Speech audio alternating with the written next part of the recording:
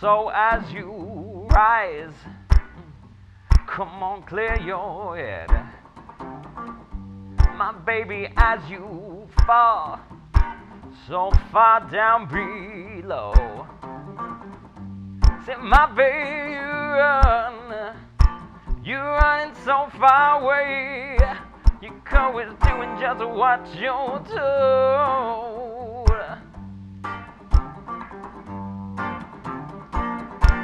See, my baby, I feel just like I've been spinning round and round, yeah. See, my babe, I've seen this all before, yeah. So watch me break the city down.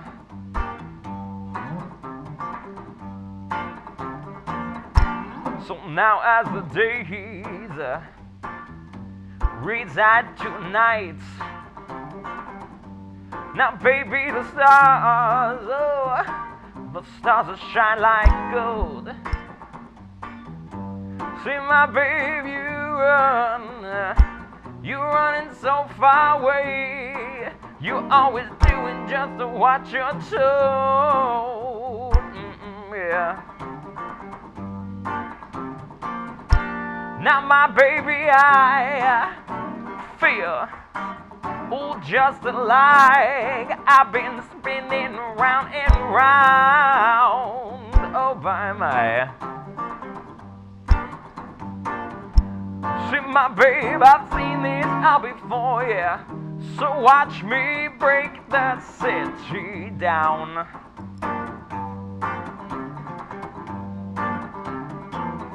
Oh, my baby, I feel.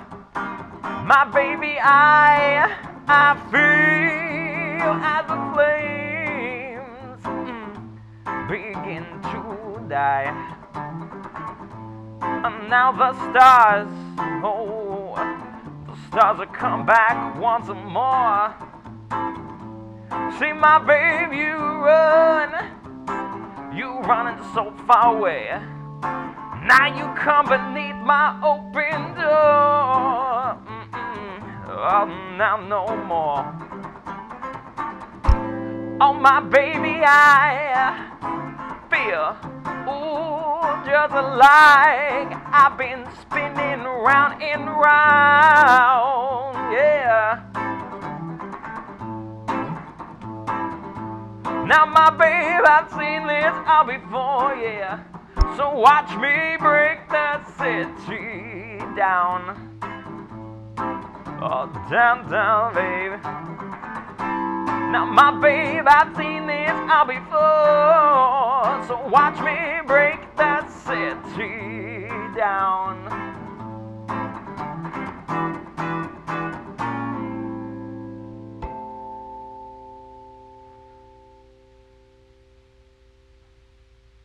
Welcome to another edition of Guitar Tales. I'm Dave Cohen. I'm thrilled to be here. This is episode 6. I want to thank our great folks over here at Riverview Studios. This is an absolutely amazing studio here. If you have any filming needs at all, check out the studios. I say this every week, and I mean it every week. We sit on the banks of the Delaware River. This is a gorgeous, eclectic, beautiful studio. But what I didn't talk about last time is the top shelf equipment we have here. Everything's in HD. We have multiple live cameras going on. Fantastic and talented folks. Unlike previous shows, I actually got to work the jib today, which is a word I did not know other than sailing before today. And I got to hear Jim behind the microphone really creatively working with Jamie and Monica. Absolutely fantastic creative work. If you have any filming needs, what we normally do here is show some of the interior shots of this absolutely beautiful studio. So thank you again, Riverview Studios, for helping us keep this show going. Again, episode 6, and we have 7, 8, and I think 9 lined up already. Special shout out to Scott Engel, Scott Guitarmacist Engel, who probably did the best promo in the history of promos for our fantastic guest I'll be talking about in a little bit. And special thanks to our friend of the show, Todd Yasui, who is scheduled to film with us in August. He's the producer of Red Table. We were talking about that before the show. Emmy Award-winning Red Table. He'll be on early August of this year. All of that being said, thank you for coming. Thank you so much for having me. Absolutely. I appreciate So, it. you know, the only bad thing, I didn't get to hear you as well as I usually hear a guest because I was screwing up the cameras. No, you were putting in work. That was great. Oh, I appreciate it. You are, I don't know if you know this, you are Charles Laurita. I've been known to be, yeah. All right. And your band, I don't have to look, usually I look at my notes, but I have, and I will show them, a couple of CDs you were kind enough to bring for me. I always forget the name of the bands for my groups. You are not the Mischiefs, you're the Mischief. Yep, thank you. Charles Laurita and the Mischief, if we want to get a camera shot, you were kind enough not only to bring for me, but for the studio here at Riverview, you brought CDs for each of us, and these are your CDs. Perhaps even more meaningful is you brought a signed poster from one. I'm assuming this is from one of your videos. Yeah, that was just the album cover that we did. That's the full version of the album. So everybody signed it. Yep, got all the band, everybody to be on there. So. Yeah. The only bad thing for today is there's really nothing left for me to talk about because Scott, well, besides the fact that we've been chatting for the last hour. That's true. Yeah. Scott did such a good promo. He's captured who you are, so we're done. Yeah, I just roll credits, I guess. Yeah. Now you know, I said, and Scott didn't put it in his little promo. I hear a lot of Maroon 5 in you, and I hear your vocal phrasing. I've gotten that once or twice before. That's cool. I mean, I loved what you did. I love Thank you. how rhythmic you are, and I promoted with a video you did that's phenomenal. Oh, yeah. And it's such an homage to the, I guess probably the 50s or 60s horror movies. Yeah, like late 50s, early 60s. Oh, it's fantastic. What's the name of that song? It's Ruled the World. Okay. It's the first track on our EP, the album with the white cover. And I don't. You held up. Oh, it's so good. And I don't know what I liked better, the video or the song, because they're both fantastic. Thank you very much. Now, you play very funky. That's what I like. That's it's just how I try to play. Before we get deeper into everything, you know what time it is? Yeah, it is 6 Degrees of John Bon Jovi. I'm in. I'm ready. We haven't talked in our little pre-interview. Mm-hmm. I've heard a rumor that you were 1 degree removed. One degree. All right, let's hear it. Yes. I did a Christmas benefit concert and shared the stage with Richie Sambora. That's 1 degree Touched removed. him. Physically, not emotionally touched him, I don't think. Right. But actually, shook his hand. And it's a wonderful story that goes with it. Oh, let's hear it. So when he got to said benefit concert, everyone's crowding. He meaning John. Not John. It was Richie. Okay. When Richie came to said benefit, so I guess that would definitely be the 1 degree. And what's the name of the benefit? It was Ernie White's Christmas show that he does. Ernie White is. I know Ernie White is. He's a big musician. Yeah. From the Trenton area. Trenton Hamilton area. Yep. I know. And Richie was a surprise guest, and only a couple people knew that it was going to happen. Okay. And then there was obviously rumors, like, oh, maybe John's going to show up as well, but it was just Richie who came. And everyone, was crowding around him the whole time, and I was like, I'm going to give the guy space, because he looks like he's getting bombarded a lot. So, middle of the show is kind of happening, and I'm going down the hallway, kind of going to the green room, and he's coming back the other way, and I'm thinking to myself, all right, I'm going to go, I'm going to shake his hand, I'll be nice. I put my hand out, and I'm saying, hey, Richie, it's really nice to meet you. He has my hand and goes, get me some water, and then just keeps walking the other direction. And that was my Richie Sambora That's a good story. interaction. So I undisclosed whether I did or did not get him water from that interaction. He could have gotten himself some water at that point, but that's my 1 degree. That's a good story. My 1 degree way. So at some point, I'm assuming that he and John had touched hands, and I got that from his hand. So you think he's probably met John Bon Jovi? That would be your guess. I would think maybe he knew who he was. Okay. So At one point. Now here's what I want to say, and I will address the camera in a minute. You are now the reigning champion of 6 Degrees of John Bon Jovi. Thank you.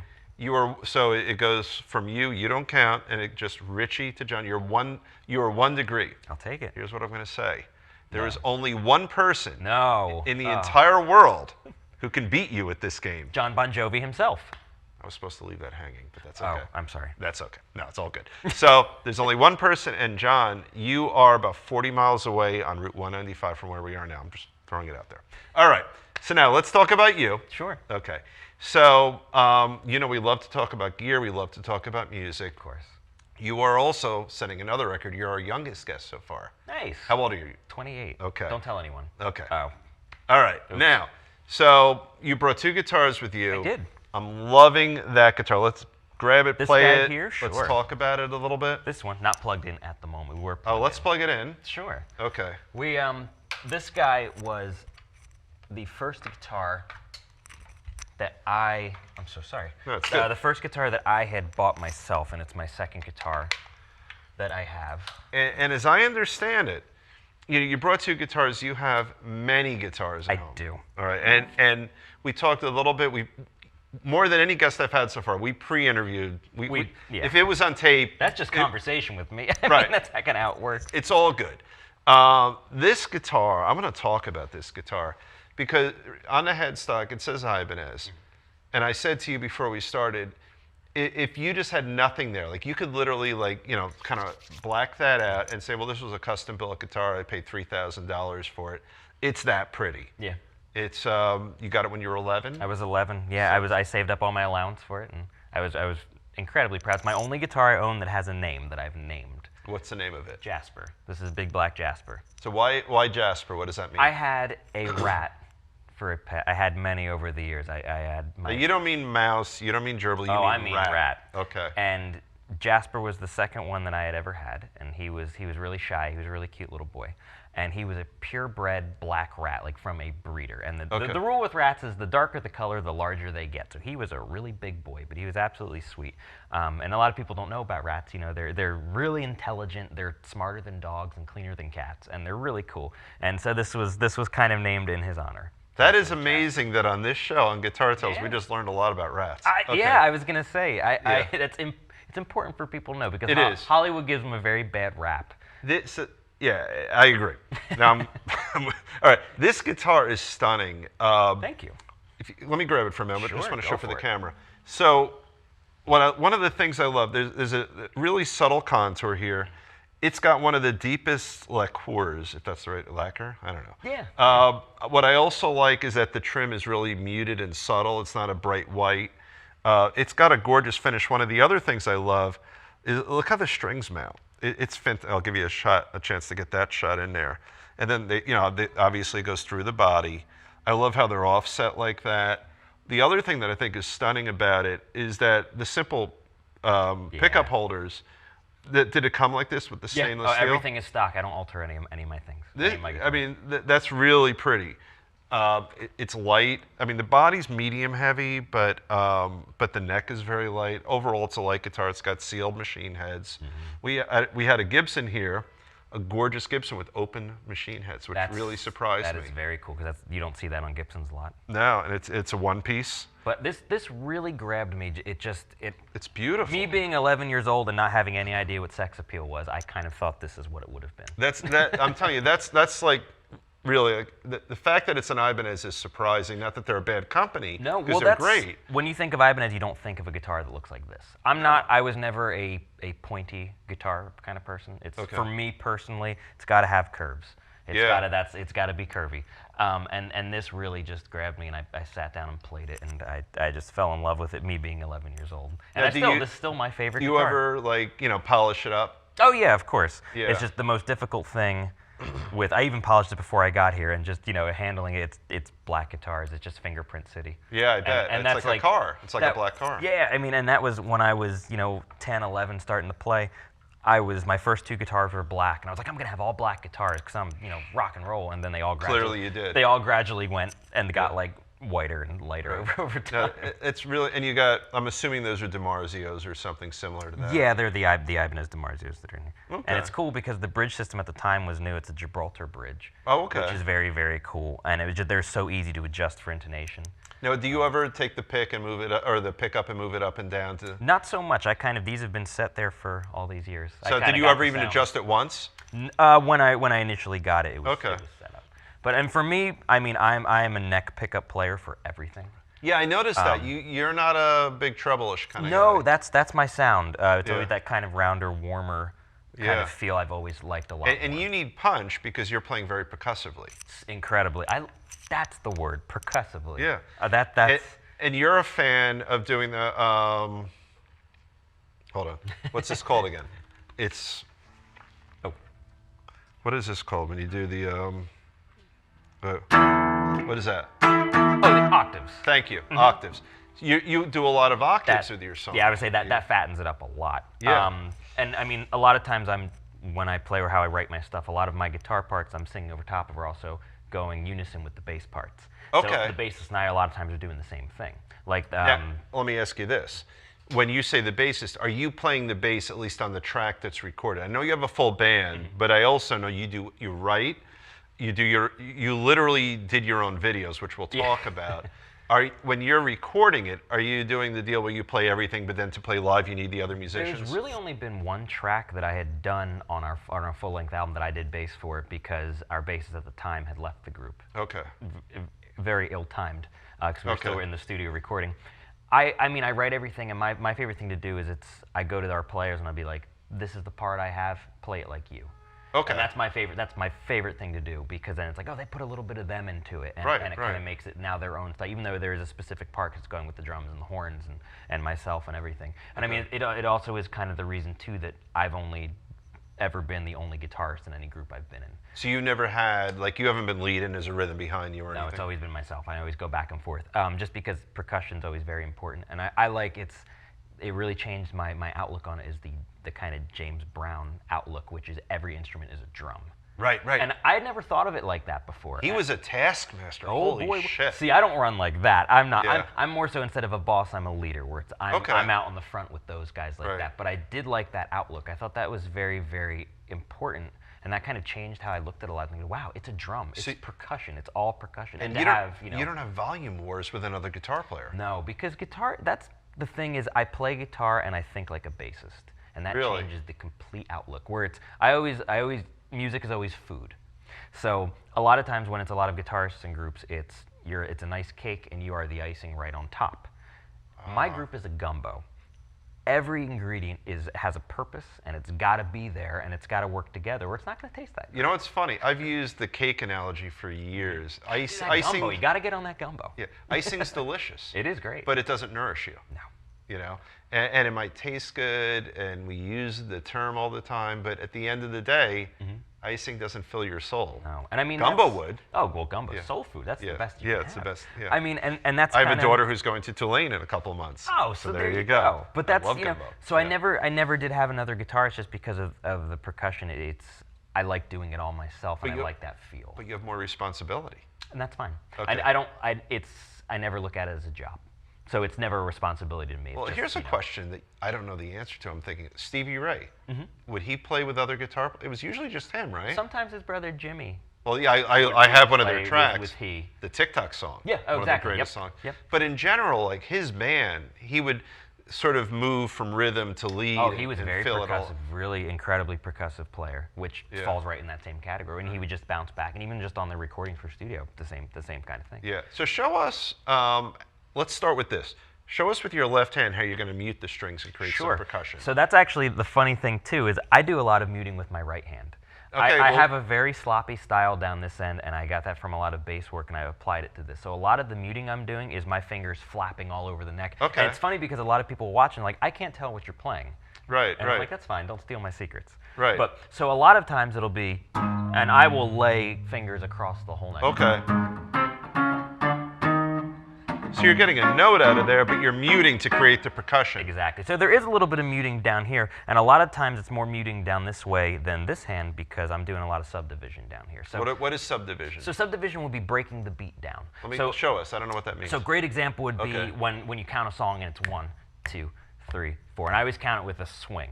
So the swing would be. You just did that. I did. You always have to swing it. Right. Essentially what that would be is your upbeat comes in just a little bit late. So instead of it being 1 and 2 and 3 and 4, now it's 1 and 2 and 3 and 4. And you can You're accenting. You're exactly. It's a little bit of an accent. So if I was to keep it straight though, you'd have it a quarter note, which would be your 1, 2, 3, 4. Then you subdivide it to an eighth. Now it's 1 and 2 and 3 and 4. I'm going to cut you off. You know what's so cool? We're getting really percussive now. It's great. But you know what's interesting? Last time we had Steve Bello on, your teacher's coming out right now. It is a little bit. No, in a good way. Did you practice? What? Sorry, the teacher just came on. Oh, that was great. Yeah, I'm just kidding. No, I know. But what I watched just now is I could picture you teaching your students in the exact same fashion that you just did. But we were having fun with it, though, right? Yeah. Oh, yeah. That's the most important part. Well, you can't teach if you're not having fun. That's exactly No, I meant that as a compliment. Is that I'm listening to you, and I'm thinking that must be how your students hear it when you're teaching them the more advanced levels of percussion. Which is kind of funny, too. in that regard, because I don't really play too much in front of my students. It's whenever we're in the room and I have a guitar student or what have you, it's always I have a bass with me. And my whole kind of outlook on it was music is always a language. Right. And when you're learning to speak when you're young, your parents are never like, oh, here's a list of words, go in your room for 30 minutes and practice. You learn from being with them, and they were doing it, so you started to do it. When you're teaching someone guitar, you've got a bass. I play, so I'm now accompanying them. Because that's my great. problem I had with a lot of other teachers who I worked with and things, it was their student play guitar and they'd be strumming, and then the teacher would just be like shredding on top of them. Yeah. And I never That's wanted to do that. intimidating. I wanted to accompany, and I think it's like you have the spotlight. Like, this is cool. That's you know? really clever. And I like that because now it's a different ingredient in that gumbo. Right. But it's we're going to the same thing. So you're still gumboing it with Oh, your we're students. still cooking. We're still cooking. I'm just playing something different, and it's funny because it was. I think last week one of my students said, I've never really seen you play. And I didn't mind that because I never want to be the person to show off. But the nice thing about it is when they're asking you, then it could serve as an inspiration. Which is even cooler. Like my son's a big sports kid, and every so often you might get one of the coaches who could say, check this out. Yeah. And then yeah. the children will get inspired by that. And if they're inviting you, they're opening it up. to Because you. I think my whole attitude has just really changed a lot from being younger till, I use maturing loosely. Dude, you're young. Stop. But from when I started until now, yeah. and I was very competitive, and I used to do a lot of contests when I was younger, and a lot. Did of you really? Oh yeah. And then I kind of realized I was like, that's not the point of this. For me, that was I was like, it's the language is to communicate, not show off how big your vocabulary is, and I think that speaks a lot. No pun intended. That's a great metaphor. Yeah, it's always language. Everyone always says, laughter is the universal language, but I know there's some places in the world they don't really like laughter too much, but music usually can always transcend. But you're bringing me back to Scott when he was talking about either you're shredding or you're entertaining people and making them feel good. Yeah. And that's the same message you're giving. That's what it always Because what you're really saying is you're making it about the people who are going to appreciate either the art you're creating or the performance you're performing, and it's not about bringing all the attention on you. No, and that's what it always. It's always that kind. And it's nice to hear that evolution in someone who's sub 30.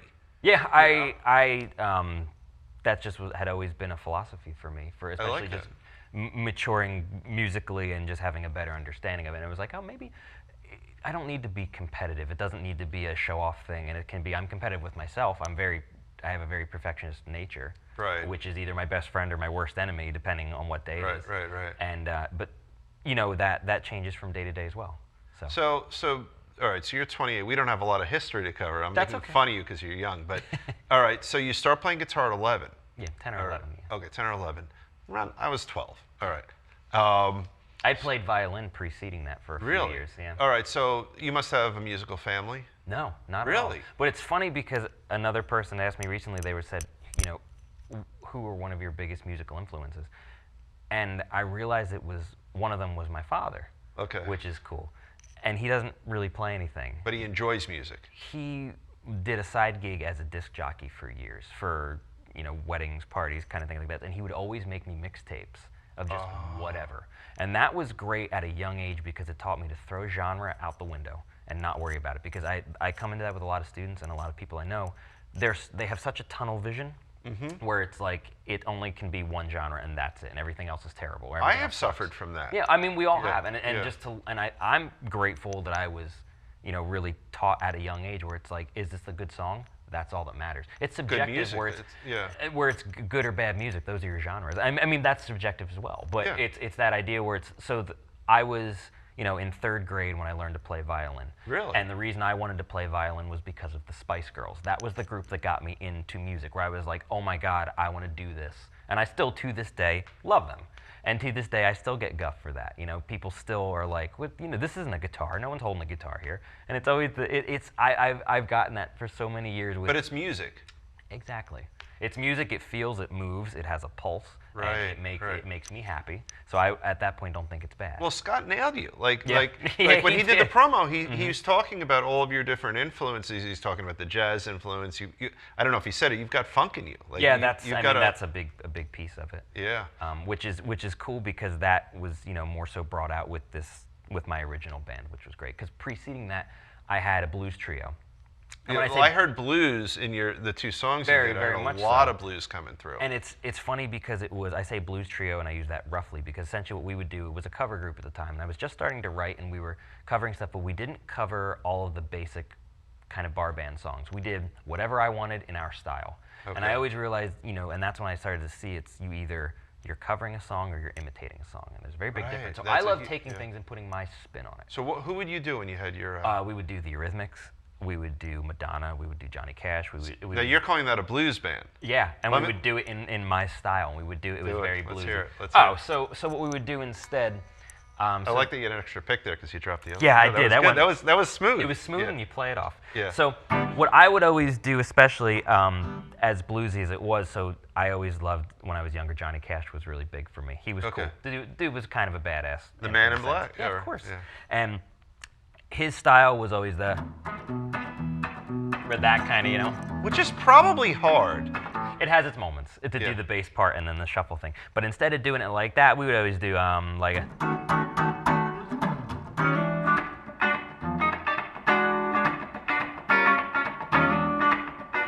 So you're playing a ninth right now. You could ninth chord the hell out of that thing. I hear that train a coming, rolling around the bend. Well, I ain't seen that sunshine since I don't know when. See, I'm stuck in Folsom Prison, and my time keeps dragging on. And Keep going. You could do the whole thing like that. So here's the funny thing. And people love it or they hate it, because I had a lot of people who would really That's hate fantastic. it. But I don't care. So so about 20 years ago,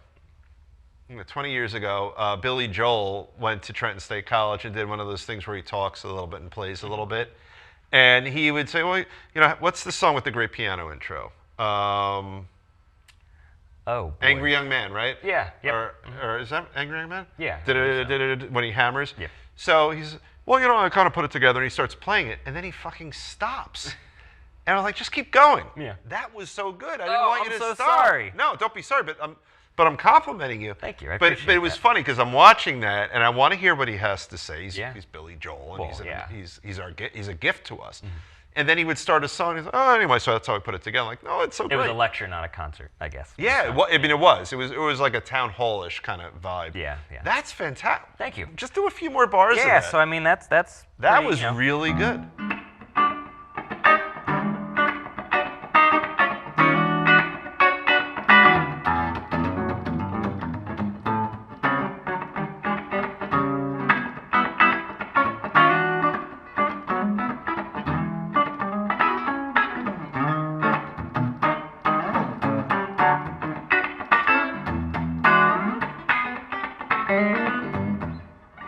That's fantastic. Thank you. And you know what I like about that? I posted something on our Guitar Tales page the other day. Pete Townsend Oh, yeah.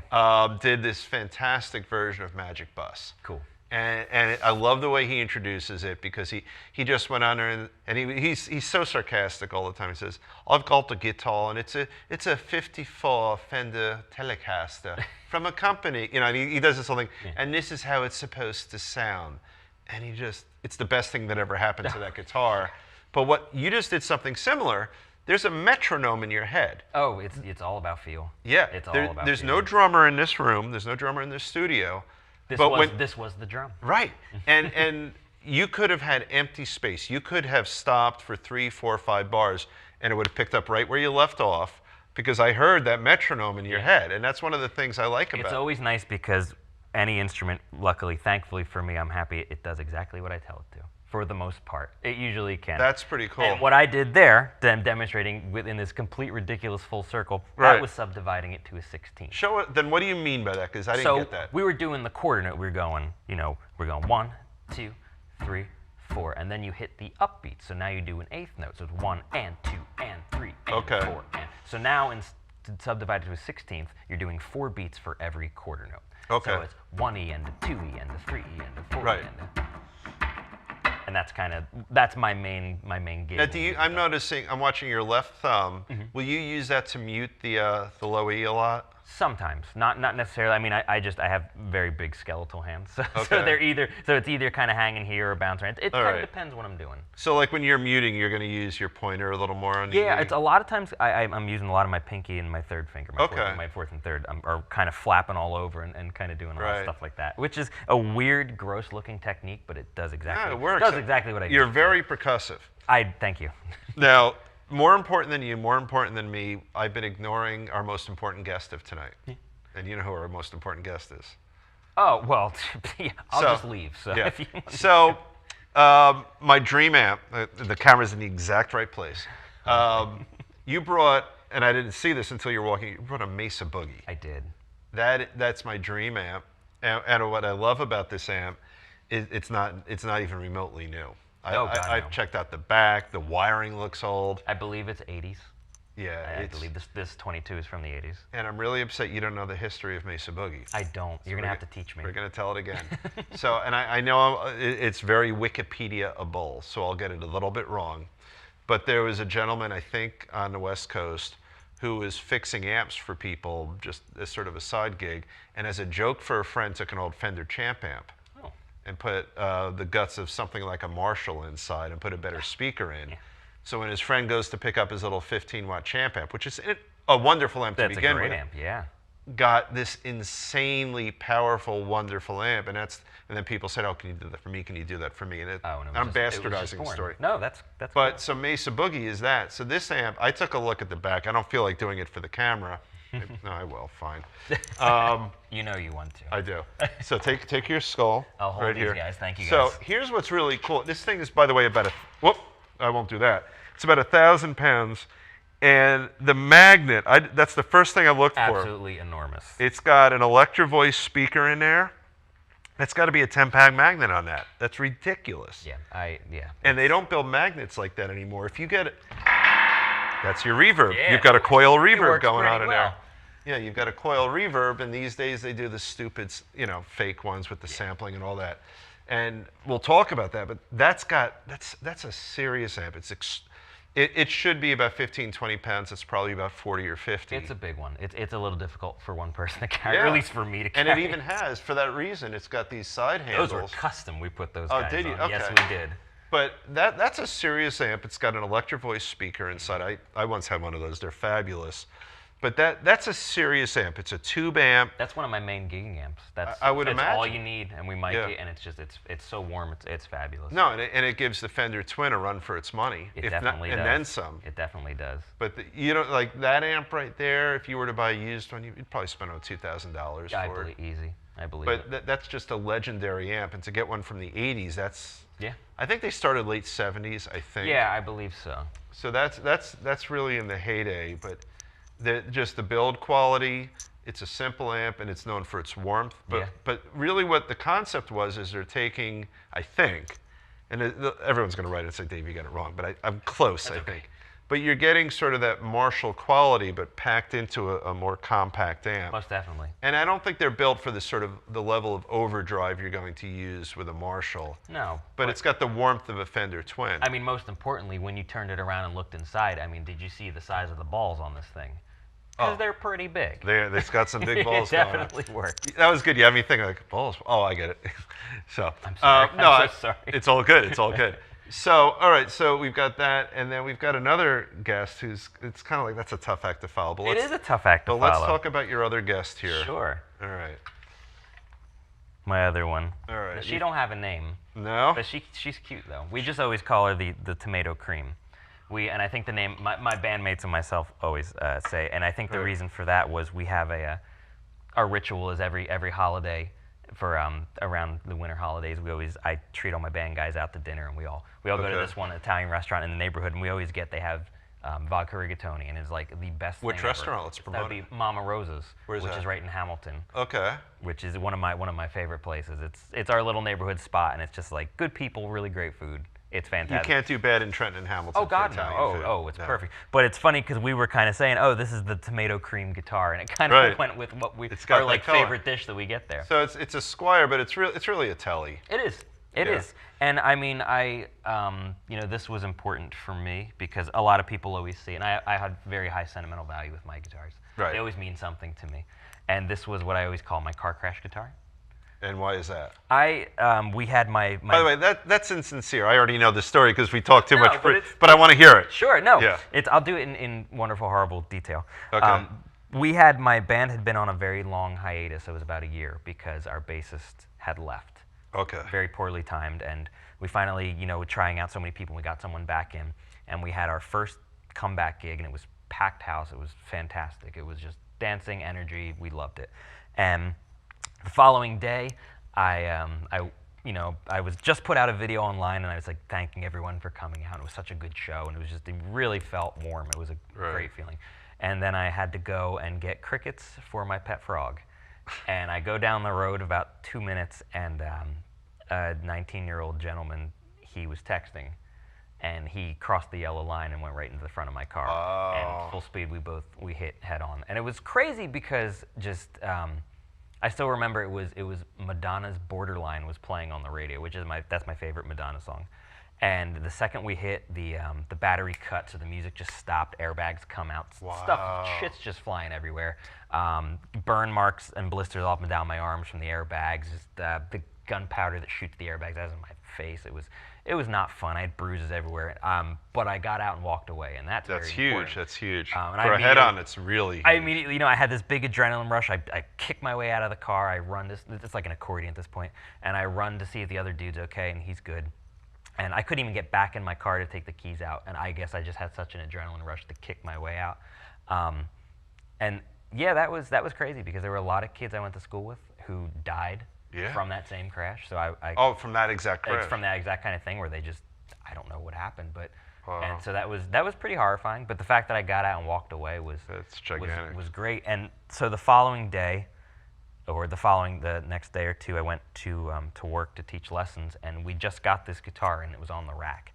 And the color grabbed me because it's not like a red. It's not a fire engine red. It's a pinkish kind of red. Yeah. I was like, that's a pretty cool looking guitar. And I was pretty, unhappy at the time because of just all this happening. And I sat down and played it, and I was like, wow, from just the shop, this plays great. This is awesome. It's a cheapie. I didn't care. I literally paid for this with the big jar of coins in my room, and I paid for it with loose change. I love this guitar. So I always call this my car crash guitar because it was kind of, it brought me out of the rut that I was in. And and I get a bad rap for it because I love gigging with this. It's such a workhorse, this thing. And it's funny. So you're a young guy. You got to beat that thing up because it looks like it's right out of the shop. Oh, I can't beat it up. That's disrespectful. Really? I can't.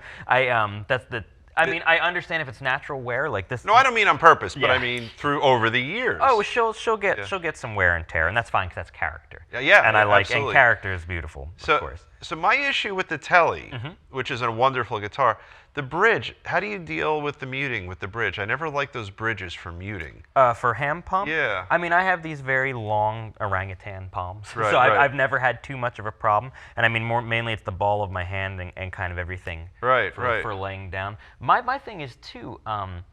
A guitar is a guitar is a guitar is a guitar. So I have my collection is very eclectic. So what do you? Yeah, I have Mi Ibanez here. I got this Telecaster. I do have a real Fender Telecaster that has. Well, this is real. It is a real one. It's a lower model. But I have I have an F-hole Telecaster. I've got. So a semi-hollow body? Yeah. It's a thin line. It's a '69 reissue of a thin line. Dude, I've got your Les Pauls. I've got a knockoff Les Paul. I've got a G&L. So you have a regular. G&L was a good company. G&L, awesome. That's my birth year guitar. It's a 1991. No, really G&L was very cool because they were disgruntled. That was still Leo Fender. Yeah, they were disgruntled people from Fender who sort of went out and did their own thing, and they didn't fully take off, but they had better build quality than Fender, I remember. But so I have all of these inconsistent guitars. They're no two are really the same. They're all different, and that's consistent with your musical taste because you're not discriminatory. For me, it never mattered. It's a guitar is a guitar, and it's people always give me a lot of shit because they're like, well, this is this cheap crafted in China whatever who gives a damn, and I'm saying, let me break it to you, bud. This is a piece of wood. they're all pieces of wood. It's got strings, it's got a neck, and I can tell it exactly what I want it to do, and it does exactly what I need. You realize on the show that's kind of sacrilegious what you're saying. It is a little bit. That's good. But it's a different mentality because I, for years I was always like, oh, gotta have these big guns and I have the big guns. I've got the gun. I love my big guns. But so, I know I'm cutting you off. No. But when you play this, do you feel the same about it as you do with your 1969 FL Telly? Of course. Really? Of course. Because it's what you're going to pull out of that. Yes, that's so exactly you're not what it is. That's interesting. And you told me walking in today, you're not a gearhead. No, not at all. So you're not emotionally attached to, like I pointed out, you didn't know. I said, it's got to be a 3-bolt neck. And I looked and I was wrong. It was a 4-bolt neck. Yeah. You're like, all right, great. Sure. But you don't care. So if you say so, Dave. But you're about the music, but you're not you're emotionally attached to maybe the name of your guitar and where it was in your life at that moment. Yeah. But you're not emotionally attached to the build and how the build impacts upon your art. Brand name, cost, build, never were an issue to me. It's that idea where I can pick up any one of mine and play anything that I have to, and it will always be consistent for me. And I don't know if that's like very chameleon-esque.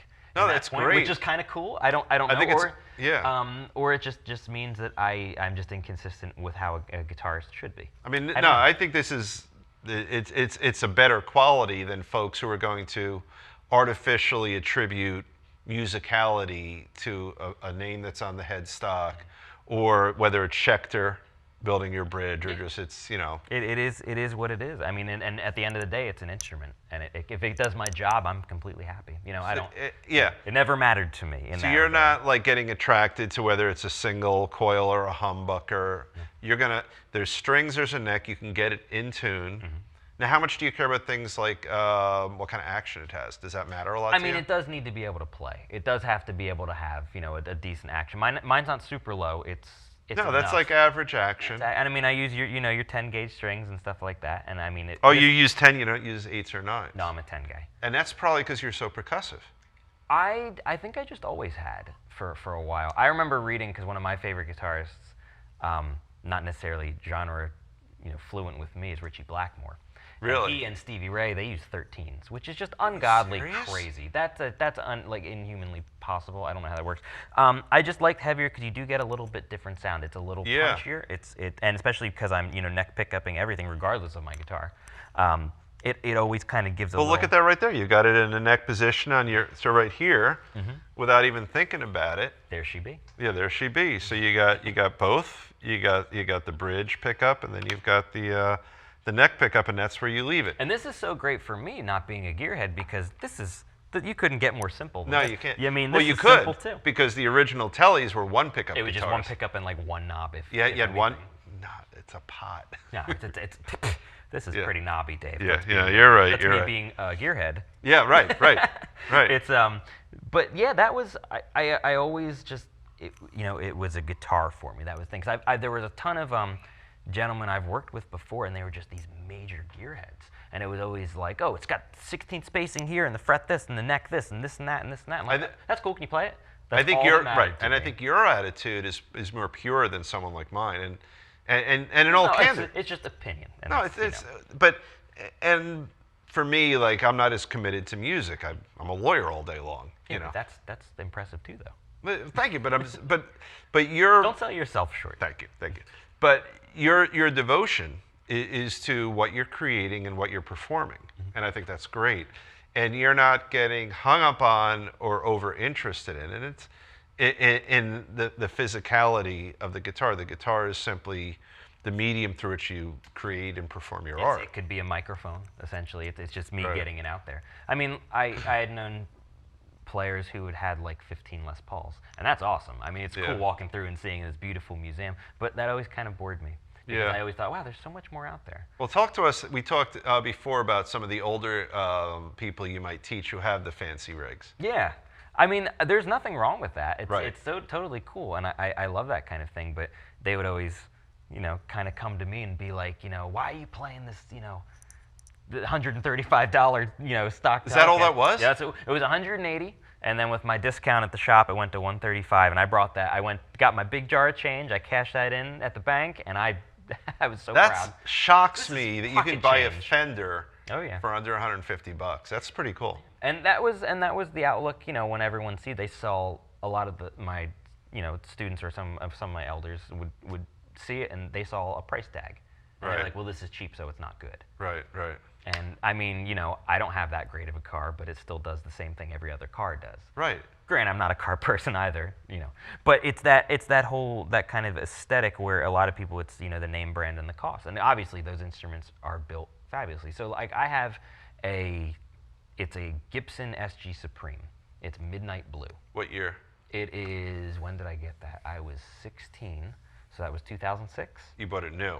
Yeah. Okay. It was a lot. Yeah, and it's so funny because with that, it's a great guitar with the double cutaway, and it's great. Very neck heavy though, because the body's it? so thin and it wants to Yeah. just take a shot every time. But But you got great access because. oh, you have all the danger zone is now Yeah. more easily accessible. Right. And I love that guitar. It's a midnight blue, so it's like a sunburst, but it's a blue burst. And it's beautiful. not an Epiphone, it's a Gibson. It's a Gibson. The Okay. big, fat, beautiful abalone inlays. It's gorgeous. It's a work of art. Right. And I have all of my guitars set up by the same person. I'm thankful that my uncle is a luthier, and he's Is the he only, really? He's the only guy I trust. He also played bass in that blues trio we talked about. Oh, that's pretty And he cool. was one of my big musical influences for upbringing Okay. as well. What does he And build? he's built tons like guitars and basses and things, but mainly he does a lot of setups and electronic work, Okay. and he's fabulous. He's the Right. best. Has just like the Midas touch, and I only trust him with my stuff. That's the only person I touch. So he's gonna take. Well, the nut doesn't really need much on this guitar, but some guitars you're gonna have an adjustment and he there. does The bridge, bridge. the fret levels, all sorts of stuff like He's that. gonna flip it over the truss rod. Very, very meticulous stuff. And I've had that SG, Right. the big gun, set up Yeah. by him. Is that And your sort of your fanciest guitar? I have a couple bigger guns like that too. I want to hear. But I had that set up by he, Yeah. and then I have another Ibanez. It's called a GX70, and it's Okay. another. It looks like a fat SG. It's red. It's like Okay. a very starter guitar. It's like a candy apple red. It's a cool guitar. It was $85 at a tent sale. That's a great deal. So I had Yeah. them both set up, and that guitar is normally about a $200 guitar. I had them both set up by the same person, and that red Ibanez has more mojo than the big guns. Really? And that's just how I love that blue SG. I really do love it, but it's got the mojo. It just kind of works. Yeah. Well, I mean, Gibson. I'm more into Fender than Gibson. Gibson is always a little more money than the Fender. Oh, boy, are they. They're built better than the Fender, Yeah. but they can't recreate the character of a Fender, I don't think. Character is a very important word with an instrument, and I mean that's what this to me had character when I played it, and that stuck out more than a price tag than a name. And the funny thing is, the character you're talking about is what it's pulling out of you. It's not even a real tangible thing. No, this could have been any guitar that you happened upon that day. Well, Would have pulled the same character out of you. Well, I also do believe it does have a character as an inanimate All right, object. so I'm dissing your guitar. I apologize to the guitar. She's gonna be good. It's okay. All right, We'll all talk right. later. But I also see it as because it's a very action reaction kind of thing. So Okay. it does have a certain feel to it, and it Right. does have a character that it does bring out of me that I'm also getting from. I mean, Right. it's my partner when I play. This is my closest. Now, partner. you know what that pickup's called, right? The small one? The lipstick. The lipstick, See, yep. I'm cool. Yeah, you got it. You got Put your that to gear. rest. I'm a cool guy. Yeah, there you go. That's a lipstick pickup. Yeah, that's like my minimal knowledge, like that kind of thing. Yeah. I mean, I've learned a lot through doing it for all these years, but that was never crazy importance for me. But what's funny is that so you've got this, but then you've got like an amp that most guitar players would salivate over. So what's the history of your boogie? That boogie was owned by Mr. Mario Di Bartolo, who is another local musician extraordinaire, and he was selling it at a music shop I was working at for the time, and I was happy to get it from him because hopefully a lot of his mojo went into it. Right. So hopefully I could get So some that's of it back. why you're feeling it, because for someone who's not a gearhead, you could just as easily have gravitated toward a solid state, basic 1995 practice amp that's 50 watts or something like that. But this is a storied amp. Yeah. Do you feel the sort of the warmth that the tubes are creating for you? It does have a great feel to it, but I mean, a lot of it too, I think, is the person playing it is very important as well. Okay. Because this is one of my main gigging amps. Another one of my main gigging amps I have, called a PV Envoy. It's a solid state little who cares amp. Right. And it feels and plays great. It has beautiful sound. And So it's like a 20, is it bigger than a 20 watter? It's a 35. And just a single 12 in there or Yeah, something like that. Small little guy. And Right. it's you know, it's You mic your amp, you're fine. you mic it and you can get a Yeah. good sound of it, and that always matters. Do you to me. mic this guy? Oh yeah. All right. And I think the one thing whenever I'm looking at amplifiers, I always just crank the clean channel because I want it to be crystal clear and perfectly clean. Yeah, And you don't play with I mean, well, correct me if I'm wrong, but you don't. I don't think today I didn't. Today Okay. I was all clean, but in the band stuff I do use a lot of fuzz and, You will. and stuff like that. I mean, my pedal board's very reserved and tiny. I have Okay. 3 pedals, one of which is a tuner. So it's Okay. really it's So not what do too you much. use? I have my 2 pedals. I have one's the Black Rat, Okay, I never heard. Oh, right. and it's a reissue of a pedal from the 70s. So And it's it a was- pedal. It's It's a stomp box, I guess. Oh, okay. Okay. That was me stomping it. So it's not a wah wah. It's No, it's an actual stomp box. And the other one I have is the Full Tone, which is a very, very popular one. It's just, that has 2 different kinds of drives that you can use.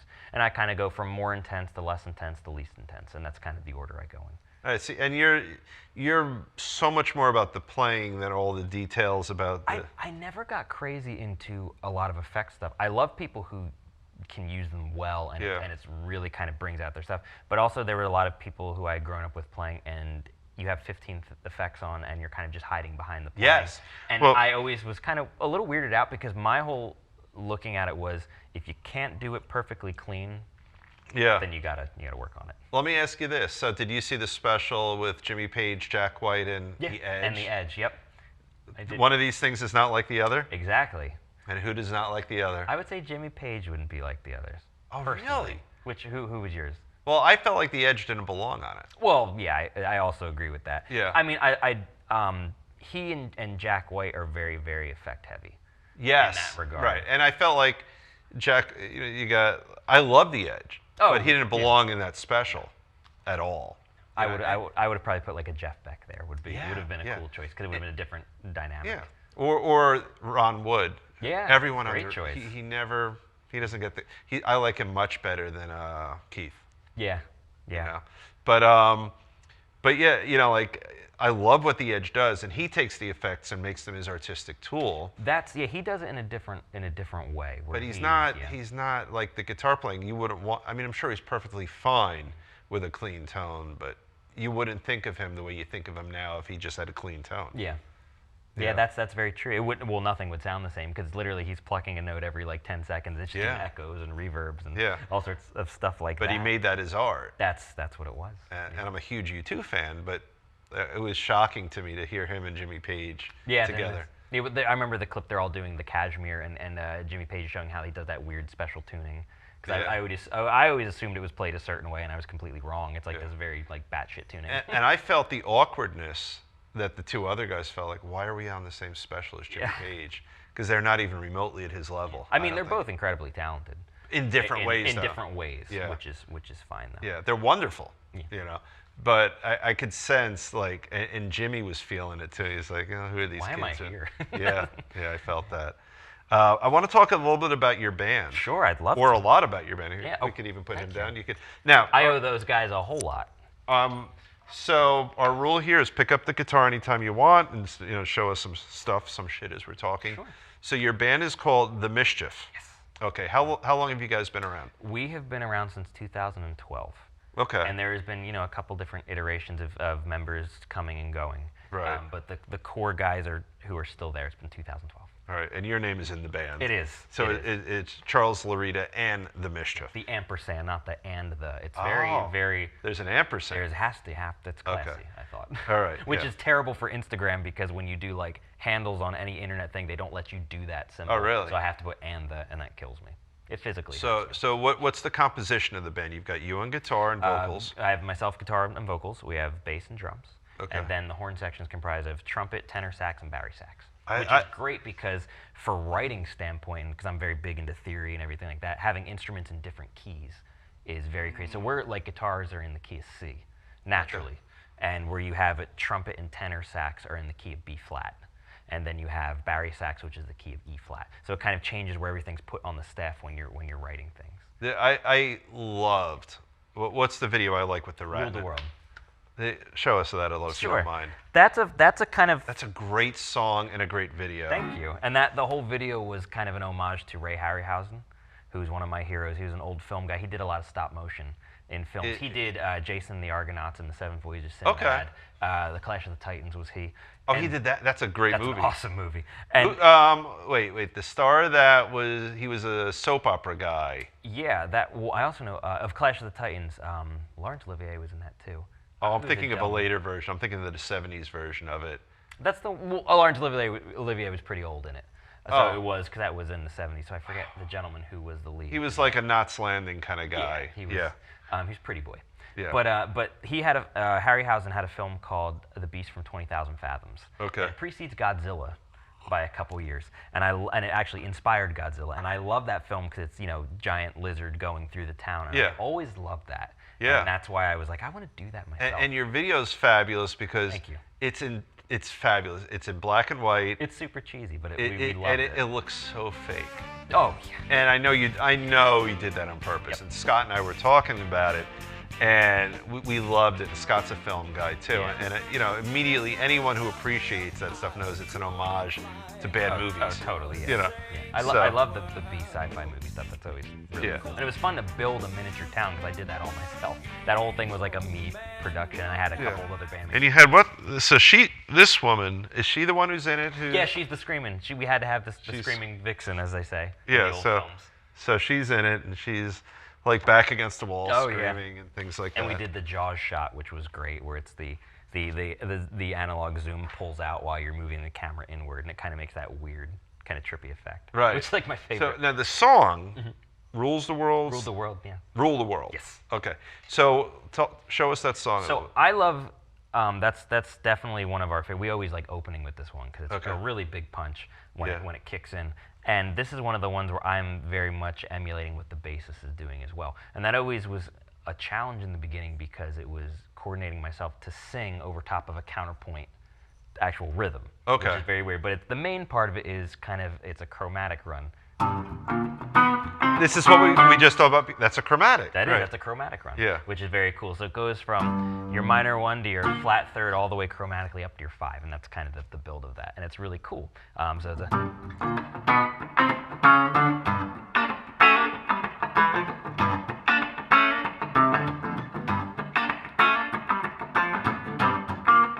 Give us a little bit of the lyrics.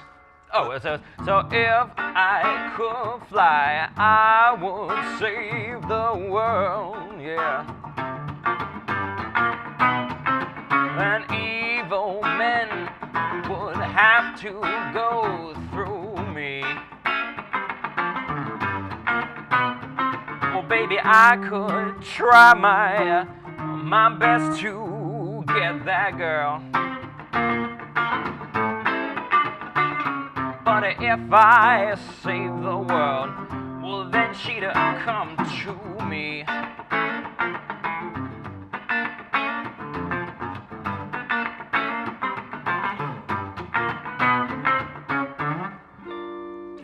And it's very percussive, it's very rhythmic. Oh, it's fantastic. But it needs to be for what I kind of wanted to bring out. So that song, is it meant to just be a fun song, or was there something serious? Because the video obviously is a fun video. Oh, it's so goofy. When you wrote it, is there some meaning, like sort of a deeper level of meaning behind it, or was it meant to just be a fun song? That's the fun part. Is I rarely talk about what any of my stuff's written about. You'd rather it mean to the listener whatever. Exactly. They I pull like out of it. It's what did you get from it, and that's what's kind of fun with that. Where it's, as opposed to being like, oh, it's X, Y, and Z. It's what did you hear? Were you able? Because it's vague enough where you're able to project something onto it. And I always love that with songs. Like there's always a huge handful of songs that I always gravitate back towards because it's like, oh, I really like it really grabs me. I really feel this, and it probably is nothing what I'm thinking it is. Right. Well, but it works for me. One of the best examples of that, I'm thinking of You're So Vain, Carly Simon. Exactly. People wonder, who is that about? And there's all this speculation. There was a story, I think, in the Times recently,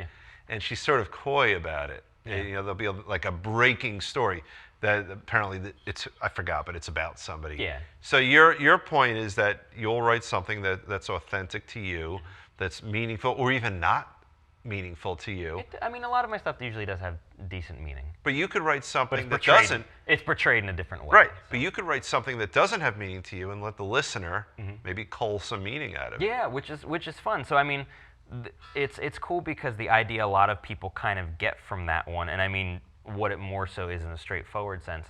and how the verses are written. It's the first kind of lyric is, if I could fly, I would save the world. Right. Evil men would have to go through me. And then it kind of builds and builds and builds, and from the ground, the ground level, kind of outside looking in, Right. the song progresses as this person has a power, and then it gets stronger, and then it overtakes them.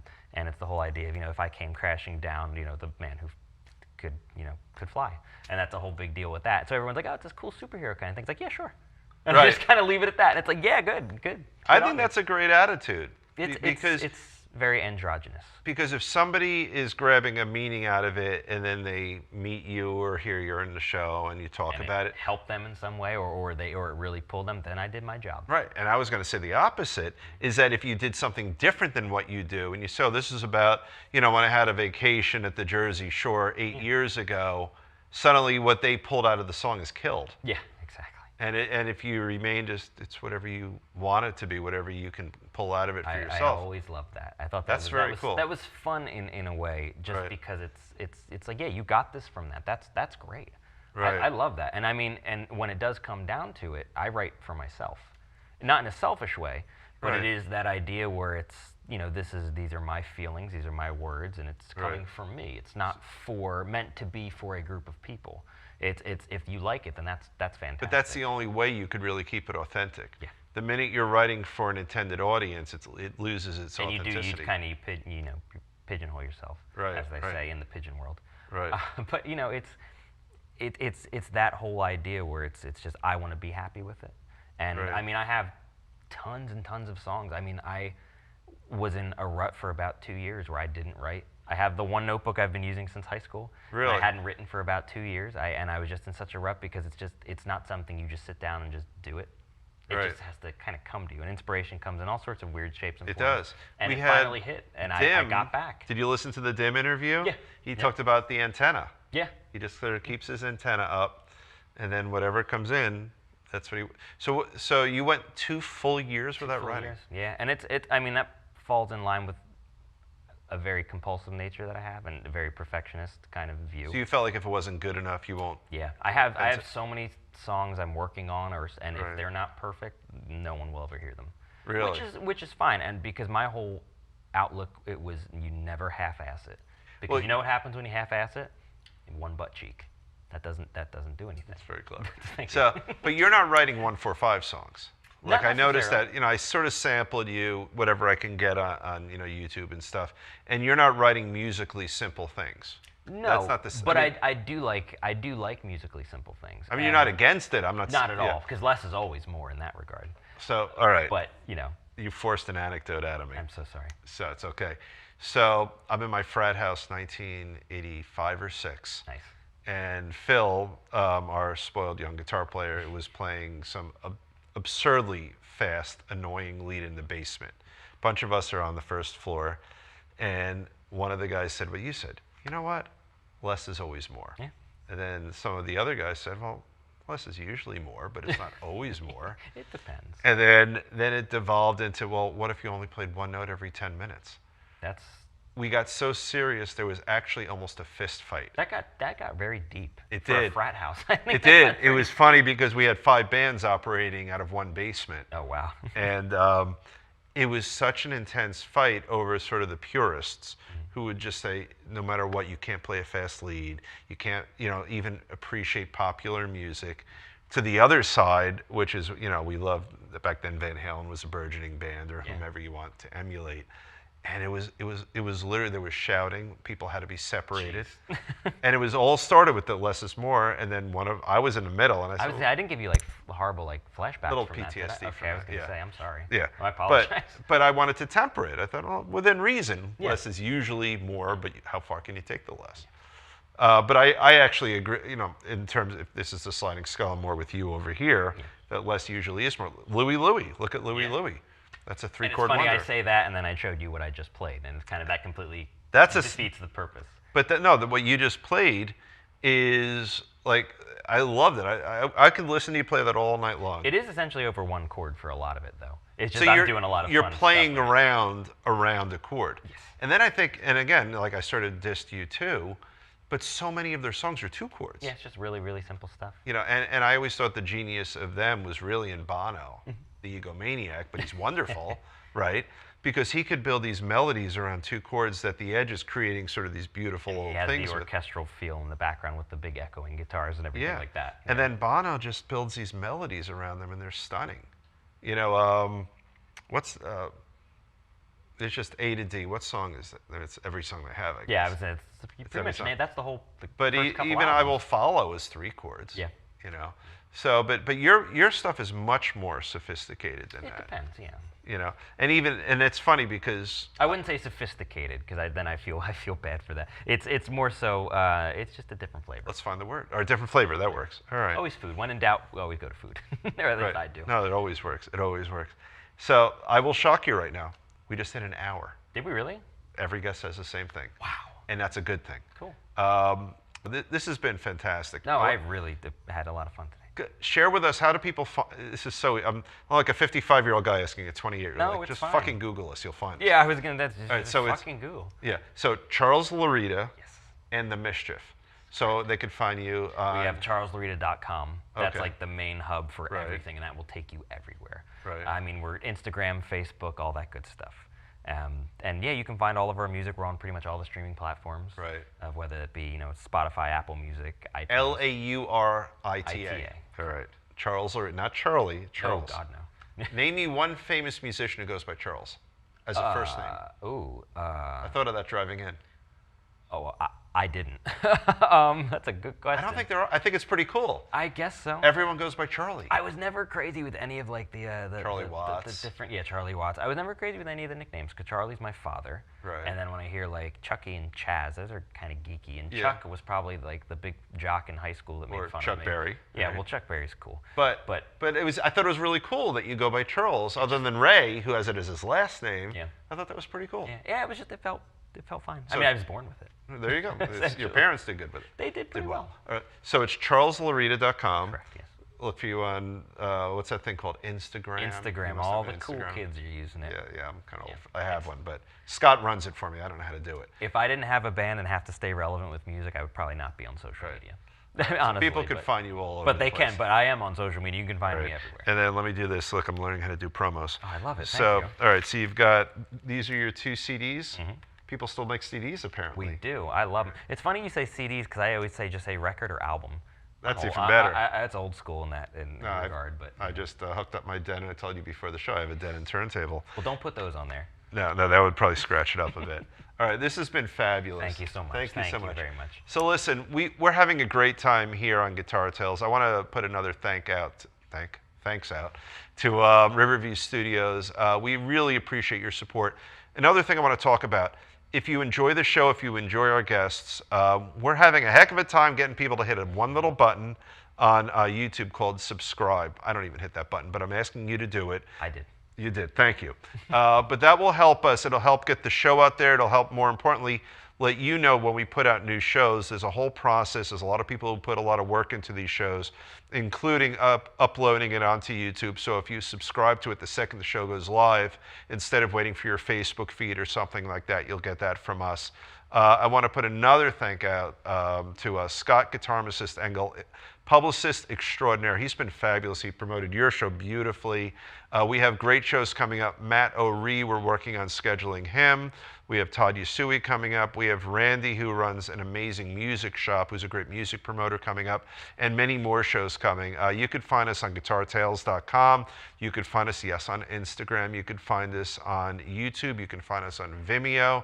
And on Facebook, we have a Guitar Tales page. So thank you, everyone, for tuning in. We will see you again next time. My name is Dave Cohen. Have a great night.